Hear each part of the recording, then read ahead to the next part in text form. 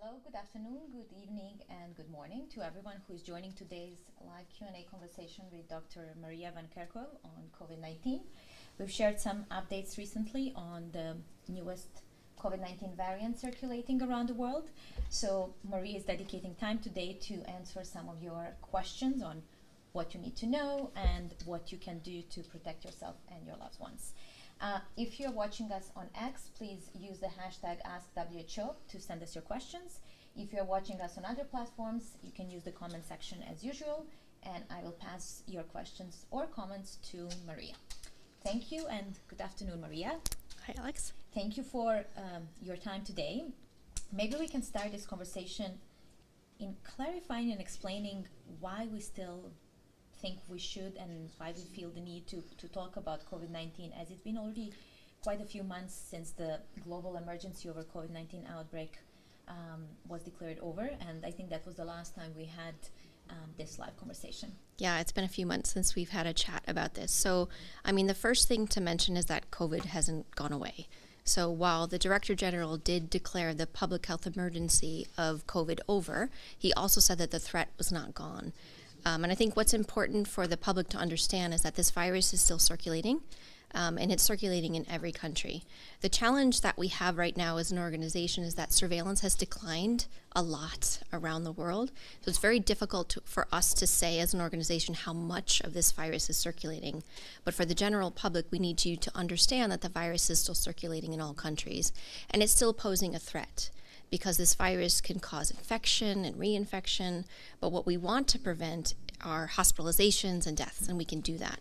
So right now we are seeing millions of infections, reinfections each week, each month, and we are seeing, we can't actually estimate this with precision, but we estimate that there are hundreds of thousands of people in hospital right now with COVID, and there are still thousands of people who are dying.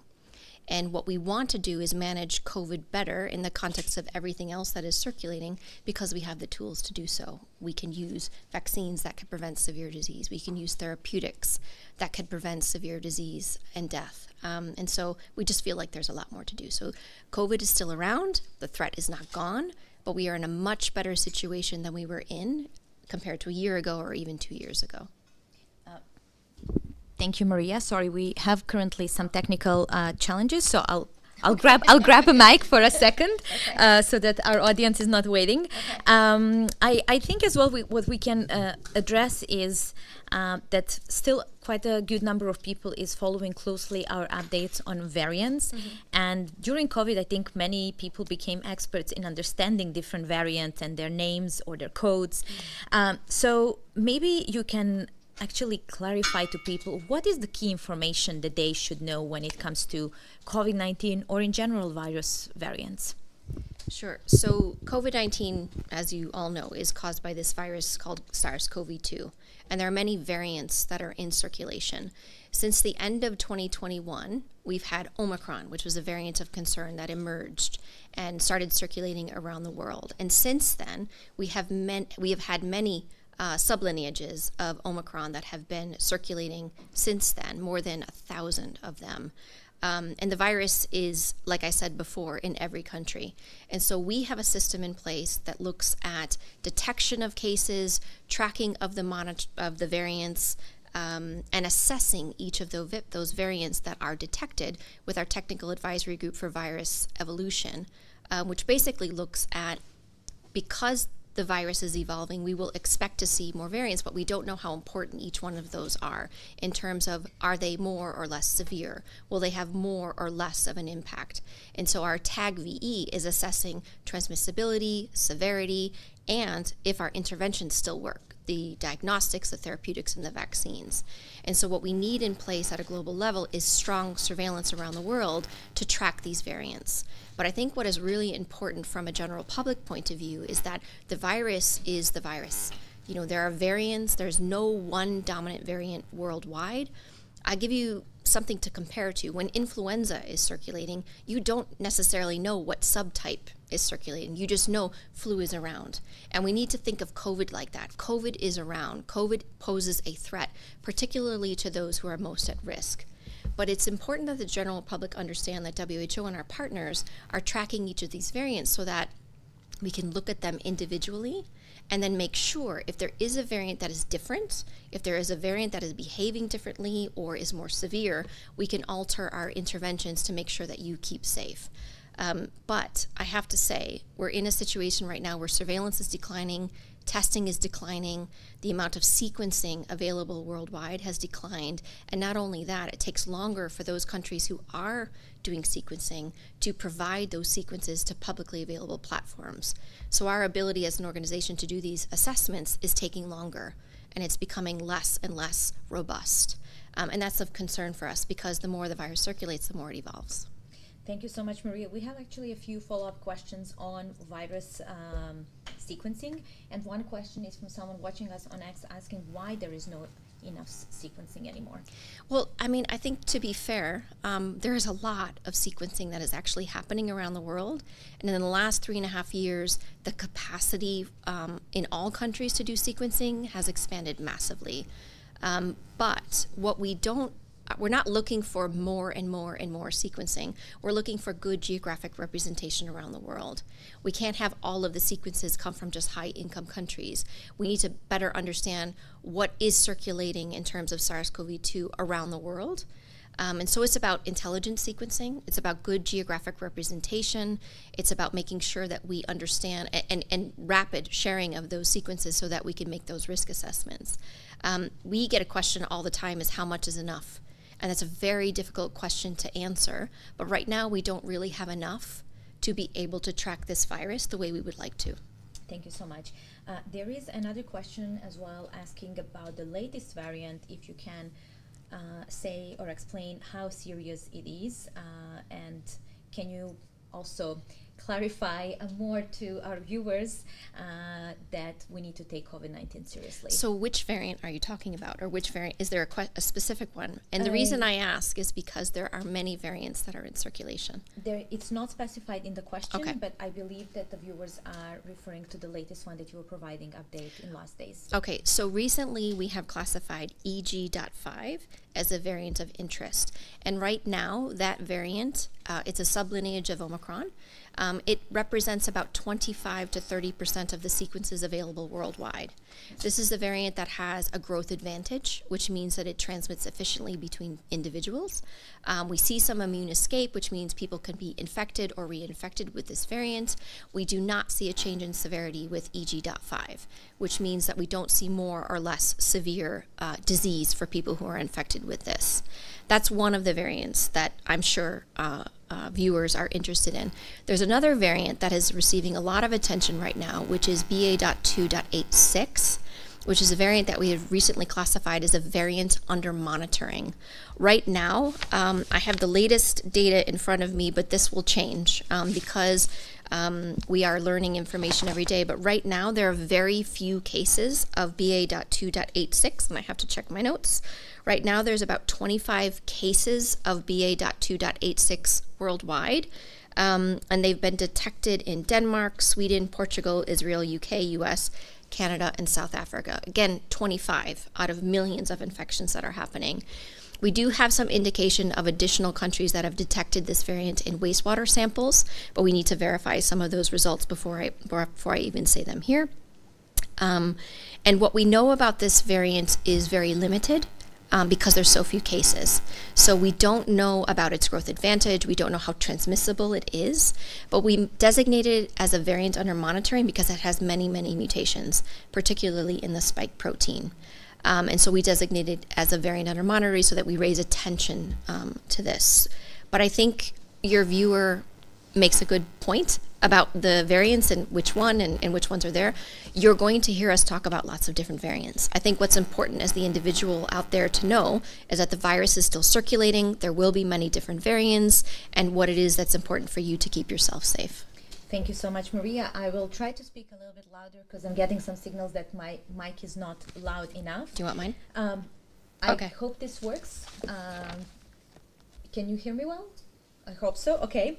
Maria, we used to say for most of the time of the pandemic to people, know your risk to lower your risk. Mm-hmm. But now you're also saying that there's no enough sequencing, there's no enough testing. So it's harder for people to know about their risk. Yeah. So what is your advice? How to make that personal risk assessment in the current situation? Yeah, I think that's a great question because the risk has changed over time. I mean, we're definitely not in the same situation we were in 2020, 2021, or even 2022. And when we used to say, we still say, know your risk, lower your risk, that makes an assumption that you know what is actually happening around you in terms of the circulation. I think what is important right now is as individuals and amongst your family members that you are most close with, are you in an at-risk group?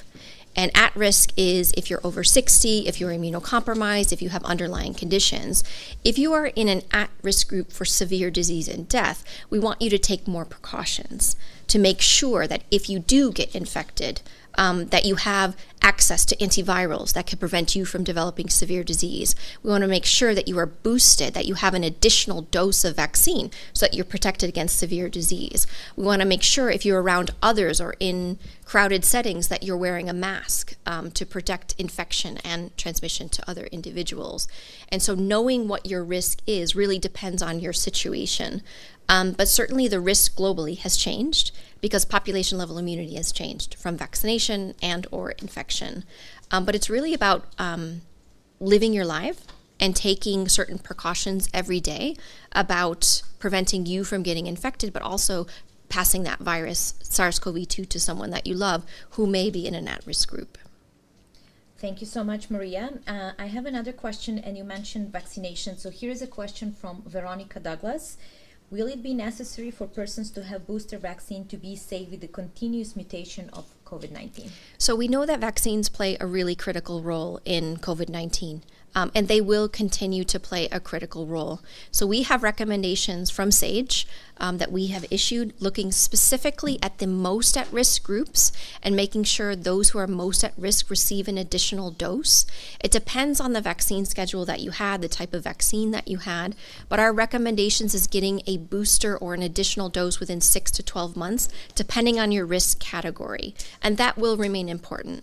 What I can't say right now is how often people will need a booster. And the reason for that is because it's a very dynamic situation.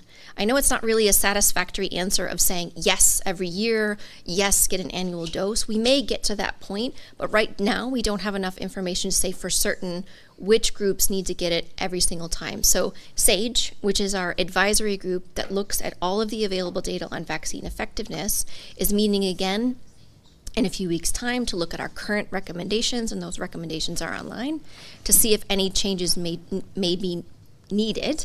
But I think what I want to emphasize here is the people who are most at risk. It's really critical that you get a booster, you get an additional dose, and don't wait. The big message that I have for you is don't wait for the next round of vaccines. If you're in an at-risk group and it's time for you to get a booster, get that booster now. Thank you very much, Maria. Apologies, I'm getting signals that my mic is not working well, so I will be taking yours back and forth. We are getting a question from Adrian Ralph, also watching us on Facebook. How does testing pick up the variants if there is no enough testing? So that's a good question. So the sequencing comes from those who are tested. So we are recommending to governments. So we're talking to you right now as individuals on this live Q&A, but we're also talking to governments separately. So when we talk to governments, ministries of health, different partners in country, we want to make sure that the systems that are in place for PCR-based testing, antigen-based testing are still in place. Not at the same level as they were during the height of COVID, but at least to make sure that people can get a test when they need to. A subset of those tests will be sequenced. And so what we're asking for in countries is that there is a subset of those who present, those who have disease, those who come in for a PCR-based test to be sequenced so that we can track the virus and what is circulating. The tests still work in terms of detecting SARS-CoV-2, but it's the sequencing that will say which variant it is or not. Thank you very much, Maria. Also, we've seen quite some strong comments in recent days on social media since you provided updates on those latest variants. And I would like to read a few to you and maybe to hear your reactions. And maybe we can also share with the viewers what do we think. So I'll start with the first one that I saw this morning. Honestly, I'm really tired of all the COVID fearmongers. You know the ones claiming that wearing a mask will lead to infinite lockdowns. Another one says, do not comply with the return of mask mandates, lockdowns, and more boosters. And maybe one more I can read. Put a mask on and take the jab. Just kidding. Swearing word and their COVID scam. So I would just like to hear your thoughts and maybe to share with your viewers, with our viewers as well, how do you feel seeing such strong reactions that may not be necessary understanding the situation on where we are with COVID at the moment? So, oh, sorry. That's okay, we're sharing the mic. I mean, first of all, I've seen a lot of these comments as well, Alex, and I think what we understand, like I understand completely where people are coming from. I understand completely the frustration that you feel. I understand completely that you don't even want to hear about COVID anymore.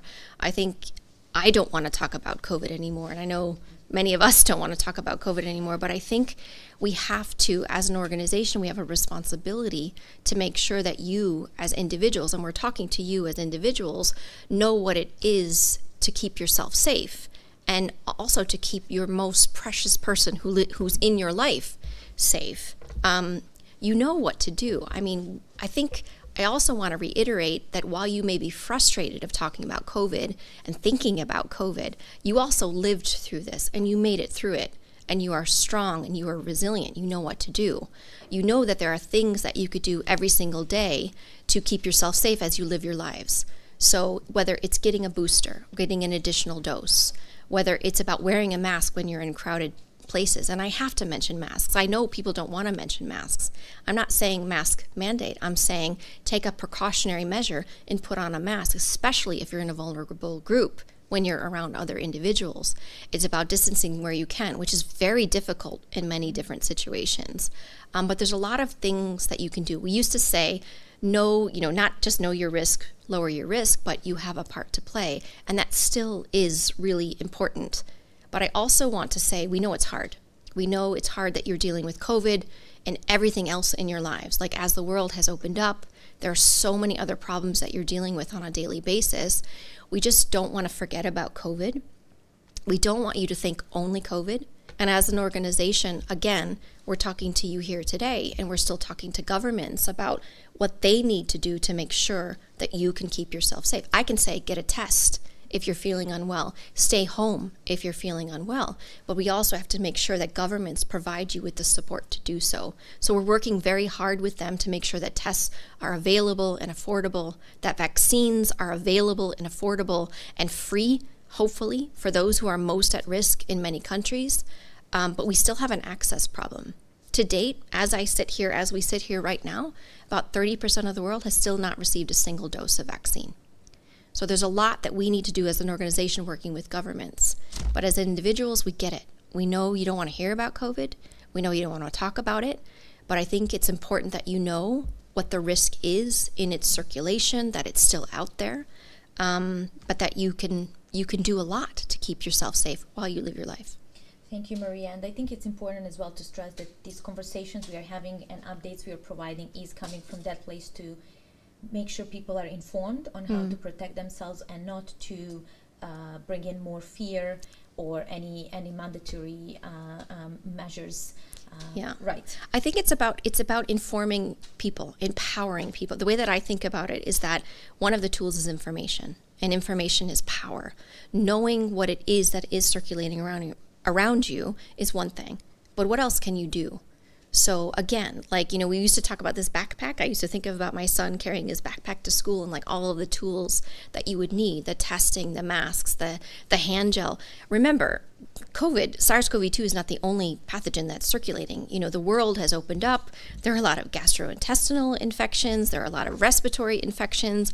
All of the things that you have done to protect yourself against COVID every day will also help with these other pathogens that are circulating. So one more point is to say that as an organization, we recognize that COVID is not the only challenge that people face. And what we don't want to do is have a COVID-only lens.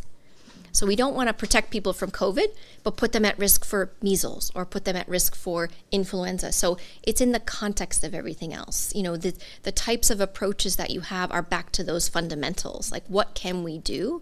And we want people to feel empowered that they have a role to play. Thank you so much, Maria. We have a few more questions coming from our viewers. First one is saying in 2022, WHO published a 4-scenario strategic plan for COVID-19. May you, Maria, give some update on the plan as well as the stage we are in now? So we updated that plan, our strategic preparedness and response plan, again in 2023. We published it in May. Actually a few days before the Director General lifted the public health emergency of international concern. And that was really important for us because it was a 2-year plan from April 2023 to April 2025, looking at transitioning the work for COVID from crisis mode, you know, COVID only, where many countries really had to focus on this because the situation was so challenging, to looking at COVID and managing this in a strengthened, integrated system across all of the elements of response. So collaborative surveillance, clinical care, access to countermeasures, et cetera. And so right now what we're doing with countries is working with them to transition from a crisis mode to an integrated management. And the reason we picked a 2-year period is because we're in a bit of a transition. The virus has not settled down. We do not have a seasonality in the temperate regions in the northern hemisphere and the southern hemisphere. And so we don't have a predictability. With influenza, typically with influenza, we would see increases at certain times of the year in the northern hemisphere and in the southern hemisphere. We don't have that with COVID. COVID takes advantage of any situation. Right now in the northern hemisphere, we have a number of countries that are seeing increases, not only in cases, but in hospitalizations. And we're in the summer months in the northern hemisphere. And that is typically not what you would see for a respiratory pathogen. So we don't have a seasonality. We don't have a predictability. So our global plan is making sure that countries are agile to be able to scale up and scale down. But it's really hard right now because the fiscal space to deal with COVID is shrunk. Because the world has opened up and there are so many other challenges that we face, not to mention infectious diseases, but also war and displacement and floods and earthquakes, etc. So that's where we are. We could put it in the link or in the chat below our strategic preparedness and response plan so you can see exactly what we are telling countries to do. Thank you very much, Maria. I think today we're going to be on this one mic. Sharing is caring, my colleagues say. The next question is from Eric Pages, who's asking if more than 14 countries are now reporting their data to the WHO. And I think the reporting varies from indicator to indicator. Yeah, it does. So I did say at the last press conference, and I really meant to provide these statistics because when we issue our weekly epidemiologic update, and actually this week will be our last weekly epi update, we're moving to monthly following this. The reason I mentioned those statistics was we wanted to make it clear that just because countries are reporting cases, those that are not, it doesn't suggest that the virus is not circulating in those countries. So I think what I had said, I need to look at my notes because I'm going to forget. I think I had said that 103 countries were reporting data on cases, 19 countries were reporting data on hospitalizations, 17 reporting data on ICU, and 54 reporting cases on deaths. Those numbers vary slightly each week, but it's not much more than that. What we want to be able to do is, with the lifting of the public health emergency of international concern and lifting of the national emergencies in many countries have downgraded COVID to deal with it on a more routine basis. That's not necessarily a bad thing, but what we want to do as an organization is to pull the data coming from countries. So we're working with our teams, our incredible teams here in HQ and in the regions, to see which countries are capturing that data and either reporting to us or reporting on websites, and we want to be able to pull that data together to do some impact assessment. The point of this is about impact assessment. It's not just data for data's sake. But we are seeing a concerning trend in increases in hospitalization in a number of countries right now, primarily in Europe, but that's really where we get data from. It doesn't mean that it's not happening elsewhere. And the same thing with death. And that just shouldn't be happening because we actually have the tools to prevent that. Thank you very much, Maria. I think we received a question that is asking about infections in Europe, but I think you just responded that Yeah. one. And here is one from Sophia Gehner, also watching us on Facebook. How safe are airplanes? Is flying a greater risk? So, people are traveling, and it's really great to see people traveling around. There are a lot of precautions that have been put in place, for people to socialize, whether it's through air travel or other types of travel. But again, it's about thinking about the fundamentals. My family, we just came back from a holiday, and we thought about our own risk and where we are with others, and it's about how you travel. Most of the risk is really when you are around other individuals, either before you get on an aircraft or whether you are on an aircraft. And remember, a lot of the aircrafts have these HEPA filters, which are filtering the air regularly, which is a good thing for air contaminants. But it's really thinking through your family's risk, your family's risk, especially if you're an at-risk group. We do still recommend if you're feeling unwell not to travel. Recommending wearing masks where you are in close settings where you can't physical distance, making sure your vaccines are up to date, testing ahead of time. You don't want to go on a holiday and be sick from COVID or anything else. It'll ruin the whole thing. And so there's a lot of things that can be done either before you travel, during your travel, and when you come back. Thank you so much, Maria. And before we close, I would like to go back to that issue of access that you mentioned. That still a large number of people don't have access to vaccines, or we're not sure if they also have affordable access to tests. So what people should do when they don't feel well, if they are lacking access to some of these key tools? Yeah, so access is still a problem globally. Access to diagnostics, access to therapeutics, access to vaccines, access to masks, etc. And so it's very easy for me to sit here and say, stay home if unwell. But we need to make sure that governments support people in staying home and working from home. Making sure if I say, get a test if you're feeling unwell, you have to have access to those tests, have to be able to afford those tests. And that's becoming harder and harder.